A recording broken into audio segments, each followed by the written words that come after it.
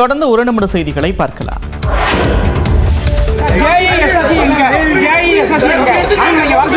வண்டி ஷெட்டுக்கு வரும்போது தண்ணி இருக்கா, எலக்ட்ரிக்கல் இருக்கா, ஏசி ஒர்க் ஆகுதா, வாட்ச் இருக்கா, கொஞ்சம் வெயிட் பண்ணுங்க, அரேஞ்ச் பண்ணுங்க. ஜேஇ எங்க இருக்காரு, எஸ்எஸ்சி எங்க இருக்காரு?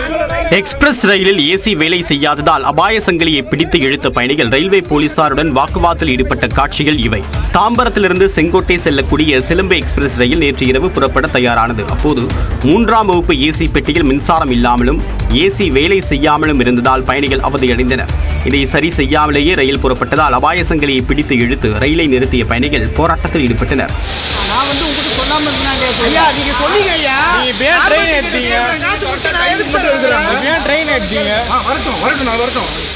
தொடர்ந்து ரயில்வே பாதுகாப்பு படையினர் பயணிகளுடன் பேச்சுவார்த்தையில் ஈடுபட்டனர். பிறகு ஏசி சரி செய்யப்பட்டு 1.5 மணி நேரம் தாமதமாக புறப்பட்டு சென்றது.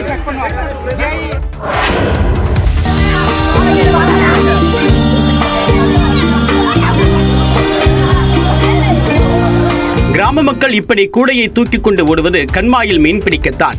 சிவகங்கை மாவட்டம் திருப்பத்தூர் அருகே செண்பகம்பேட்டையில் உள்ள மேல கண்மாயில் ஊத்தா மீன்பிடி திருவிழா நடைபெற்றது.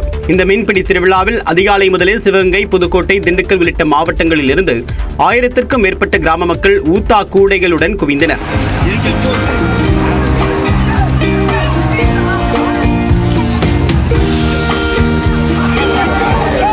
இதில் கட்லா, விரால், கெண்டை, ஜிலேபி, பாப்புலட், ரோகு உள்ளிட்ட மீன்களை கிராம மக்கள் ஆர்வத்துடன் பிடித்தனர்.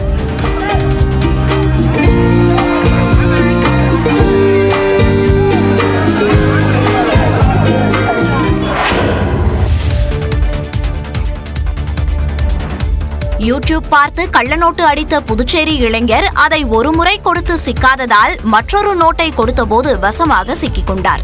கடலூர் மாவட்டம் பன்ருட்டி அடுத்த ஆண்டிக்குப்பம் பகுதியில் டாஸ்மாக் மதுபான கடை செயல்பட்டு வருகிறது. இந்த கடையில் மது பிரியர்கள் முண்டியடித்துக் கொண்டு மது பாட்டில் வாங்கிக் கொண்டிருந்த போது புதுச்சேரியின் திருப்புவனை பகுதியைச் சேர்ந்த சிவசங்கர் என்ற இளைஞர் 500 ரூபாய் நோட்டு கொடுத்து மது வாங்கியுள்ளார். மீதி பணத்தை வாங்கிக் கொண்ட அவர் மீண்டும் 500 ரூபாய் நோட்டு கொடுத்து மது கேட்டுள்ளார். இதனால் சந்தேகமடைந்த டாஸ்மாக் ஊழியர் அவர் கொடுத்த ரூபாய் நோட்டை பரிசோதித்த போது அது கள்ள நோட்டு என தெரியவந்தது. இதனைத் தொடர்ந்து அங்கிருந்தவர்கள் சிவசங்கரை கையும் களவுமாக பிடித்து போலீசாரிடம் ஒப்படைத்தனர். என்ன சொன்னார்னா, யூடியூப்ல பார்த்து இது மாதிரி கத்துக்கிட்டதா அவர் சொல்றாரு. அவர் ஐடிஐ முடித்தவர். அவருக்கு கடன் தொல்லை அதிகமா இருக்கிறதுனால அதை அடைப்பதற்கு ஏதாவது ஒரு வழியில இந்த மாதிரி கள்ள நோட்டை தயார் செய்திருப்பதாக தெரிய வருகிறது. இதையடுத்து சிவசங்கர் வீட்டில் சோதனை நடத்திய போலீசார் ஜெராக்ஸ் மிஷின், 11 கள்ள நோட்டுகள், இருசக்கர வாகனம் உள்ளிட்டவற்றை பறிமுதல் செய்தனர். ஆந்திர பிரதேசத்தில் ஏரியில் மூழ்கி சிறார் உள்ளிட்ட 4 பேர் பரிதாபமாக உயிரிழந்த சம்பவம் சோகத்தை ஏற்படுத்தியுள்ளது. ஆந்திர பிரதேச மாநிலம் அன்னமையா பகுதியைச் சேர்ந்த மல்லேஷ் தன்னுடைய மனைவி, மகன், மகள் மற்றும் பக்கத்து வீட்டு சிறுமி ஆகியோருடன் ஏரிக்கு துணி துவைக்க சென்றார். அப்போது சிறார் 3 பேரும் ஏரி நீரில் இறங்கி விளையாடிக் கொண்டிருந்தனர். 3 பேரும் ஆழமான பகுதிக்கு சென்ற போது எதிர்பாராத விதமாக நீருக்குள் மூழ்கினர். இதனை கவனித்த மல்லேஷ் அவர்களை காப்பாற்றுவதற்காக ஏரியில் குதித்து நீந்தி சென்றார். ஆனால் அவர்களை கரை சேர்க்க முடியாமல் நீரின் ஆழத்தில் மல்லேஷும் சிக்கினார். இதையடுத்து 4 நீருக்குள் சிக்கி பரிதாபமாக உயிரிழந்தனர். சம்பவம் பற்றி மல்லேஷின் மனைவி ஓடிச் சென்று அளித்த தகவலின் அடிப்படையில் பொதுமக்கள் ஏரியில் குதித்து 4 பேரின் உடல்களையும் மீட்டனர். 4 பேரின் உடல்களையும் கைப்பற்றிய காவல்துறையினர் வழக்கு பதிவு செய்து விசாரணை மேற்கொண்டு வருகின்றனர். திண்டுக்கல் மாநகரைச் சேர்ந்த பூட்டு தயாரிக்கும் தொழிலாளி ஒருவர் சாவியின்றி திறக்க முயன்றால் 1 கிலோமீட்டர் தொலைவுக்கு ஒடி எழுப்பும் பூட்டை உருவாக்கியுள்ளார். திண்டுக்கல் பூட்டு உலகம் முழுவதும் புகழ் பெற்றது. இந்நிலையில் திண்டுக்கல் மாநகரத்தைச் சேர்ந்த முருகேசன் என்ற பூட்டு தயாரிப்பு தொழிலாளி புதிய வகை பூட்டுகளை தயாரித்து வருகிறார். அந்த வகையில் 30 கிலோ எடையுள்ள பிரம்மாண்ட பூட்டை அவர் உருவாக்கியுள்ளார். 1.5 அடி உயரம், 1 அடி அகலம் கொண்ட இந்த பூட்டு சாவியின்றி யாராவது திறக்க முயன்றால் ஒளி எழுப்பும் வகையில் உருவாக்கப்பட்டுள்ளது. புதிய தொழில்நுட்பங்களுக்கு சவால் விடும் வகையில் உருவாக்கப்பட்டுள்ள இந்த பூட்டுக்கு 1.5 அடி உயரத்தில் சாவியையும் அவர் உருவாக்கியுள்ளார். இப்போ நான் செஞ்சிருக்க பூட்டு 18க்கு 12 இந்த சைஸ். இது திருடர்கள் சாவியை வேற ஏதாவது சாவியை போட்டு திறந்தாங்கன்னா மணி அடிக்கும். இது கரண்ட்லேயோ எலக்ட்ரிக் சம்மந்தமோ கிடையாது. பூரா கை வேலை. பூரா உள்ள கரண்ட் இருந்தாலும் மணி அடிக்கும், கரண்ட் இல்லைனாலும் மணி அடிக்கும். இது கரண்ட்டுக்கு எதுக்கு சம்மந்தம் கிடையாது, கைத்தொழில் தான். இந்த பூட்டை நம்ம எங்கேயும் நம்பி போட்டு திருடர்களுக்கு பெரிய சும்மா சுப்பரமாக இருக்கும். இந்த பூட்டை காரைக்குடி அருகே உள்ள சூரக்குடி சிவன் கோவிலுக்கு வழங்கியிருப்பதாக தெரிவித்துள்ளார். புதுச்சேரியில் பாஜக மாநில இளைஞரணி துணைத் தலைவர் வெட்டி கொல்லப்பட்டதால் பதற்றம் நிலவுகிறது. காமராஜ் நகர் தொகுதிக்குட்பட்ட கருவாடி குப்பத்தை சேர்ந்தவர் உமாசங்கர். இவர் பாஜக மாநில இளைஞரணி துணைத் தலைவராக பதவி வகித்து வந்தார். இவர் மீது தமிழ்நாடு, புதுச்சேரியில் பல்வேறு காவல் நிலையங்களில் வழிபறி, பாலியல் தொழில், கொலை வழக்கு உள்ளிட்ட வழக்கில் நிலுவையில் இருப்பதாக கூறப்படுகிறது. மேலும் இவருக்கு ஏற்கனவே கொலை மிரட்டல் இருந்து வந்ததாக தெரிகிறது. நேற்று இரவு லாட்டரி அதிபர் மார்டினின் மகன் ஜோஸ் சார்லஸ் பிறந்தநாளை ஒட்டி காமராஜ் நகர் தொகுதியில் பிரம்மாண்ட விழாவிற்கு ஏற்பாடு செய்துவிட்டு உமாசங்கர் வீடு திரும்பிக் கொண்டிருந்தார். அப்போது அவரை பின்தொடர்ந்து வந்த 10க்கும் மேற்பட்டோர் கொண்ட கும்பல் பயங்கர ஆயுதங்களால் உமாசங்கரை வெட்டி சாய்த்து விட்டு தப்பியது. இதில் முகம், கை, உடல் உள்ளிட்ட பகுதிகளில் பலத்த காயமடைந்த உமாசங்கர் சம்பவ இடத்திலேயே உயிரிழந்தார்.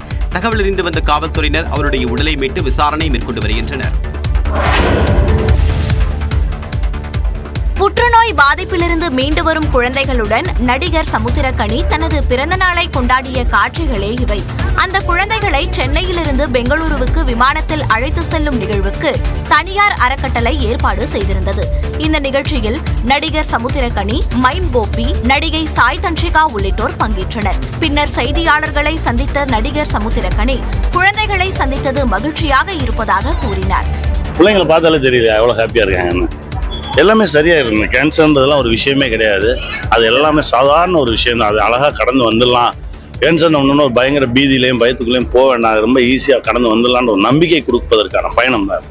நல்ல மனிதர்கள் நம்மளை சுத்தி இருக்கும்போது நம்மளுக்கே தோணும், ஓகே நம்ம இன்னும் கடந்துடலாம் அப்படின்ற மாதிரி. இந்த ஈவெண்ட் சொன்னாரு, இந்த மாதிரி ஒரு ஒரு நல்ல காசுக்கான ஒரு ஈவெண்ட். இதுல இல்லாம நம்ம வேற இதுல பங்கேற்க போறோம். அதனால ரொம்ப சந்தோஷம் நான் இங்க இருக்கிறதுல. இந்த நிகழ்ச்சியில் சின்னத்திரை தொகுப்பாளர்கள் அர்ச்சனா, ரக்ஷன் ஆகியோரும் பங்கேற்று குழந்தைகளுக்கு பூங்கொத்துகளை அளித்தனர்.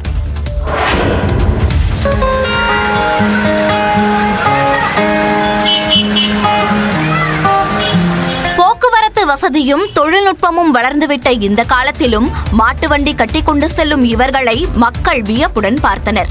சீர்காழி அடுத்த வைத்தீஸ்வரன் கோயிலில் தையல் நாயகி அம்மன் கோயில் உள்ளது.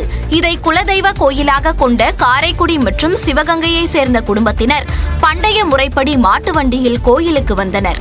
கோயிலின் கிழக்கு கோபுர வாயிலில் தரிசனம் செய்துவிட்டு மாட்டு வண்டிகளில் தங்கள் ஊருக்கு புறப்பட்டனர்.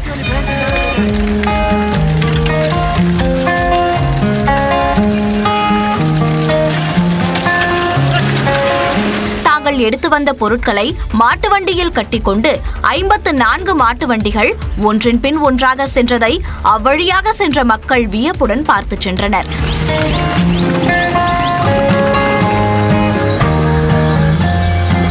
வைத்தீஸ்வரன் கோயிலிலிருந்து புறப்பட்ட மாட்டு வண்டிகள் நெடுஞ்சாலையில் அழகோவியம் போல அணிவகுத்தன.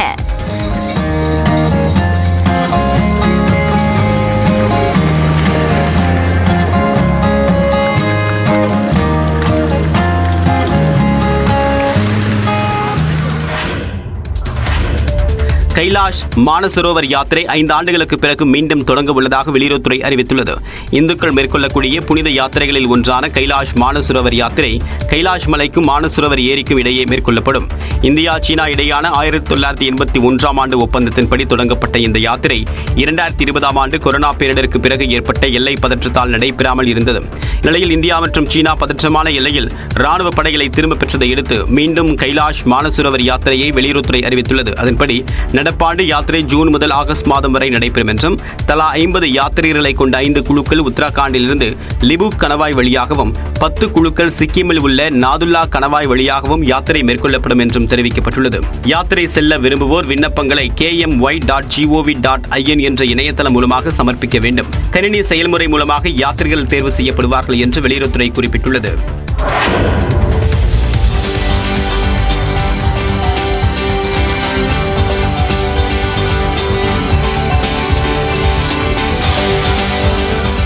துணிக்கடைக்குள் புகுந்த புள்ளிமான் ஒன்று உடைமாற்றக்கூடிய அறையில் இருந்த கண்ணாடிகளை பார்த்து மிரட்சியடைந்த காட்சிகளே இவை. கேரள மாநிலத்தில் சுல்தான் பத்தேரி வனப்பகுதியில் இருந்து புள்ளிமான் ஒன்று வெளியேறியது. அப்போது நாய்கள் துரத்தியதால் அச்சமடைந்த மான் நகர்பகுதிக்குள் நுழைந்து எங்கு செல்வது என்று தெரியாமல் சுற்றியது. பிறகு அந்த பகுதியில் இருந்த பிரபல துணிக்கடை ஒன்றுக்குள் மான் நுழைந்தது. கடைக்குள் இருந்த உடைமாற்றக்கூடிய அறைக்குள் தஞ்சம் புகுந்த மான் கண்ணாடிகளில் பல எண்ணிக்கையில் தெரிந்த தன்னுடைய உருவத்தை கண்டு மிரண்டது.